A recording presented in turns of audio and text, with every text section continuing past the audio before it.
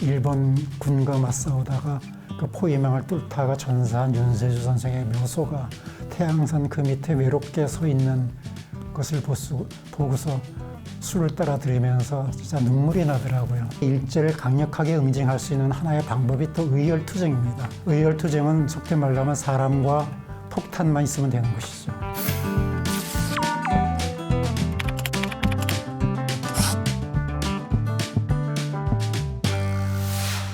현장에 가보면은 좀 안타까운 게 먼저 사실 있어요.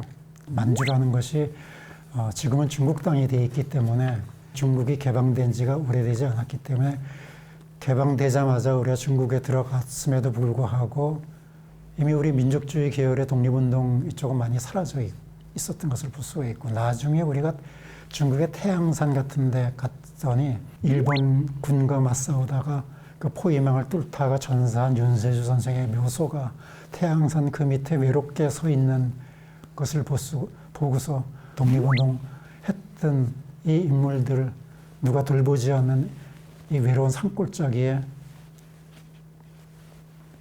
우리가 처음에 가서 술을 따라 드렸다는 그런 현상에 상당히 뭉클했던 점도 있고요. 그래서 대한민국 사람이 있는 곳에서는 어디든지 독립운동을 했고, 그 사람들이 단체를 만들든지 혹은 개인적인 활동을 통해 가지고 독립운동을 꾸준히 했다는 것을 볼 수 있죠. 즉, 그래서 어느 단체라고 하는 것을 일괄적으로 말하는 것보다는 우리 이분들이 어떤 방식으로 독립운동을 했느냐, 이것을 우리가 좀 정리하는 것이 중요할 것 같아요. 그래서 어떤 방법으로 자기가 독립운동을 했느냐. 첫째는 외교론입니다. 외교 활동을 통해 가지고 독립운동을 한 그 세력이 있고요. 미주에서 이승만 박사라든지, 또 조성 선생 같은 경우에는 그 파리 평화회담에 갔고, 그 다음에 사회주의 계열에 상당히 어필을 많이 하죠. 유럽에 가가지고 사회주의 단체하고 거기에 대한민국 임시정부를 알리는 데 노력을 했고요. 독립운동의 기본 틀은 뭐니 해도 이제 무장투쟁론이라고 할 수가 있죠. 왜냐하면 무장을 통해 가지고 일제를 응징하고 일제를 물리친다는 이 뜻이죠. 그래서 무장투쟁론은 주로 만주나 연해주, 러시아 쪽에서 이제 할 수 있었던 것이죠. 왜냐하면 만주나 연해주가 만약에 그 압록강이나 두만강을 넘으면은 바로 국내로 들어와서 일제 기관이라든지 일제와 싸울 수 있고 기관을 파괴할 수 있기 때문에 무장투쟁을 할 수 있었던 거죠. 뭐 대표적인 인물이 우리가 잘 아는 대로 홍범도 장군이라든지 김저진 장군이라든지, 또는 그 이청천 장군이라든지, 뭐 북로 군정설을 했던 백포 소일 선생이라든지, 또 서간도에 참입을 했던 백광원 선생이라든지, 뭐 이런 분들을 통해 가지고 무장투쟁론을 했고, 직접적으로 일본에 위해를 가하는 거기 때문에 일본으로서는 가장 두려워했던 것이 이제 무장투쟁론이라고 할 수 있고요. 일제를 강력하게 응징할 수 있는 하나의 방법이 또 의열투쟁입니다. 의열투쟁은 속된 말로 하면 사람과 폭탄만 있으면 되는 것이죠. 의열단이나 이런 사람들이 국내로 잠입했다는 소리가 한번 들리기만 하면은 한반도 팔도에 가포 비상령이 내리는 것이죠.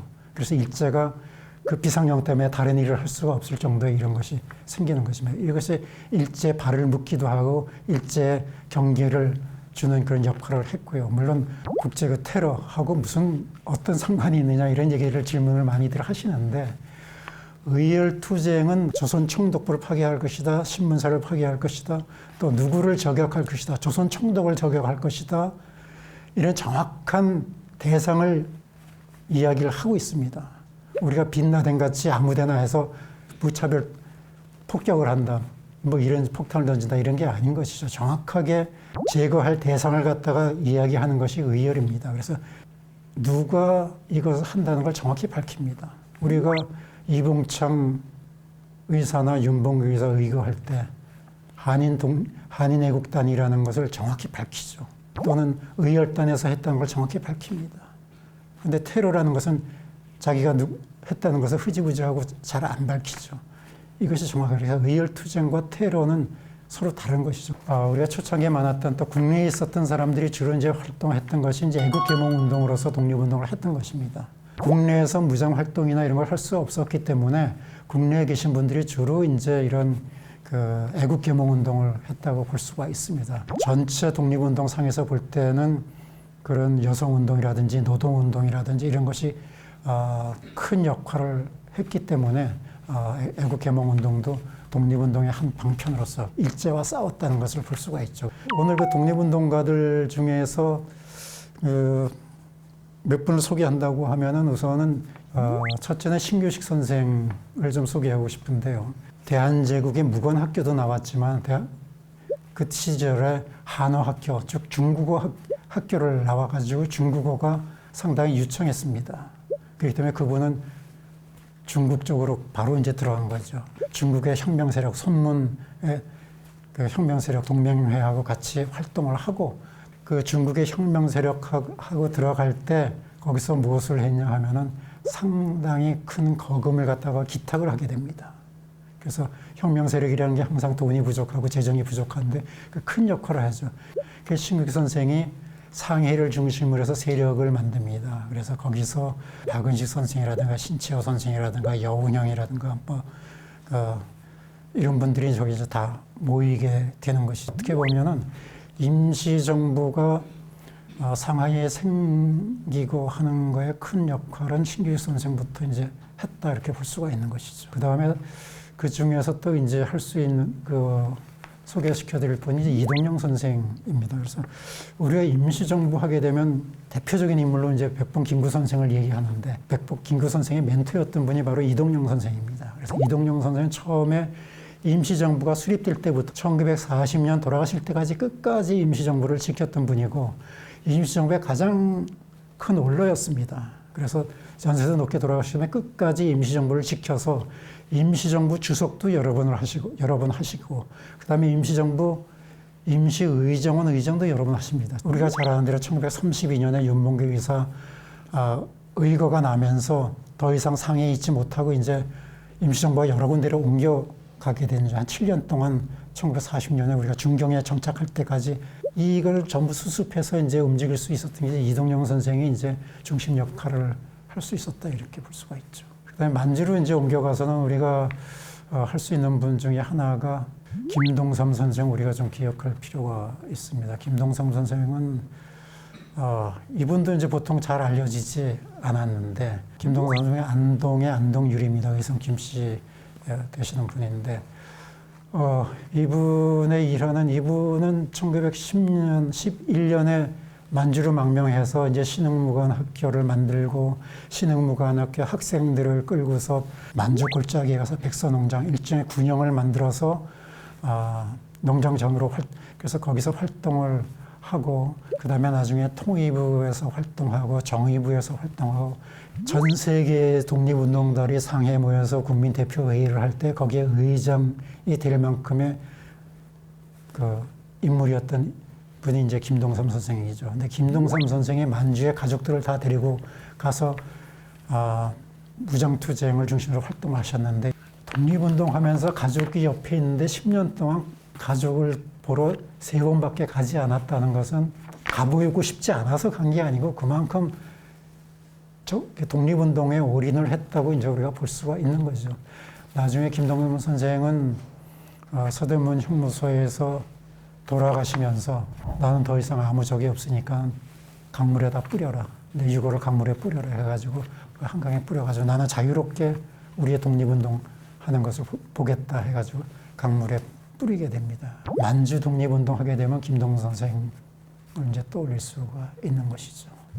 그 다음에 연해주 쪽은 우리가 잘 아는 대로 최재형 선생은 최근에는 조금 조명이 됐습니다. 최재형 선생은 일찍이 이제 그 러시아에 들어가 가지고 거의 고아나 진비 없이 이제 활동을 하면서 있다가 거기서 이제 많은 돈을 벌었습니다. 그래서 많은 돈을 벌어가지고 이 돈을 번 거 가지고서 많은 초창기에 독립운동 초창기에 그 뒷바라지를 다 했던 사람이고 우리가 잘 아는 대로 그 안중근 의사가 이토 히로부미를 저격할 때도 뒤에서 큰 재정적인 뒷받침을 해주고 도움을 줬던 그런 인물입니다.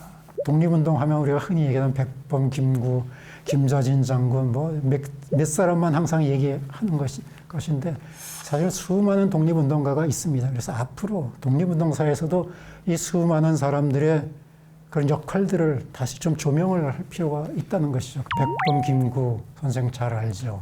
그 백범 김구 선생의 어머니였던 강나간 여사를 위해서 생신 준비를 하고 십시일반을 돈을 모아가지고 잔치를 한 번은 베풀었어요.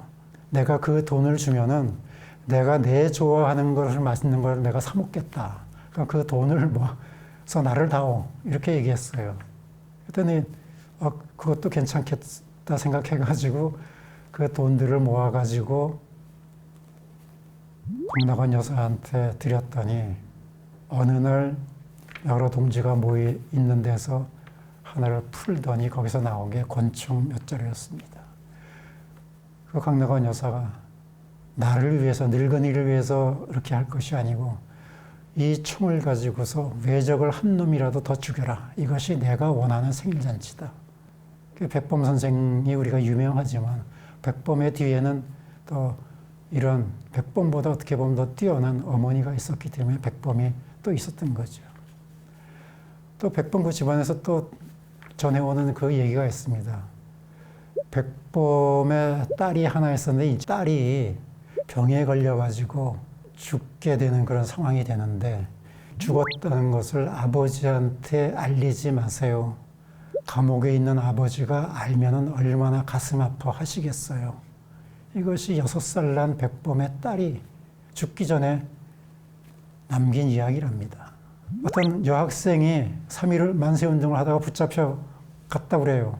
그 가서 취조를 하는데 옛날에 우리 어머니가 집안에 바늘 하나 잃어버렸는데도 그 바늘 하나를 찾기 위해서 온 집안을 뒤졌는데 이제 나라를 잃어버렸는데 이 나라를 찾겠다고 나서지 않겠습니까? 사실 이런 것들이 나라를 찾는 원동력이 됐고 독립운동의 원동력이 됐던 것이죠.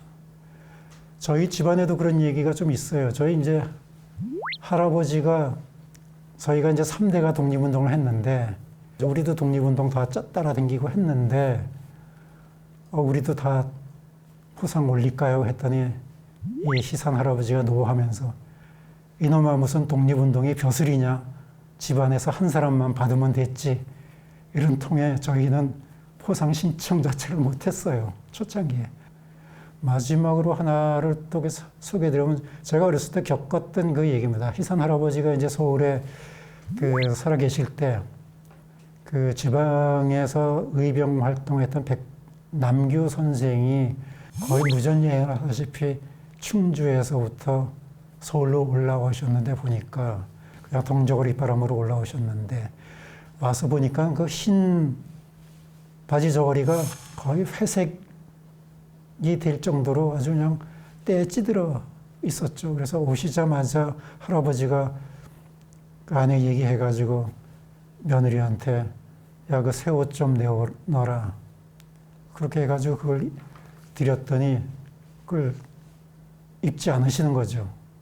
그러다가 며칠 후에 정 안 되니까 저희 희산 할아버지가 더 일찍 일어나셔가지고 그분이 벗어놓은 그 회색 저고리를 먼저 입고서 앉아 계시니까 그때서야 이분이 하하 선생님 하면서 할 수 없이 그 새 옷을 입으시더라는 거죠.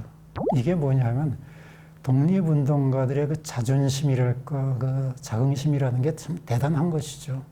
자기가 어떤 어려움에 처하고 해서도 자기의 그 정신, 올곧은 정신은 살아있다는 것을 대표적으로 보여주는 그거라고 볼 수 있습니다. 이런 우리 독립운동가들이 어려운 지경에 있었지만은 항상 자긍심을 가지고 살아왔다는 것을 통해 가지고 우리가 독립운동가들의 그런 정신을 본받아야 된다 이렇게 생각을 합니다. 우리가 나무라면 어디서 붙습니까? 뿌리. 그 뿌리를 찾는 그것이 개천절이에요. 개천, 하늘이 열렸다는 뜻이죠.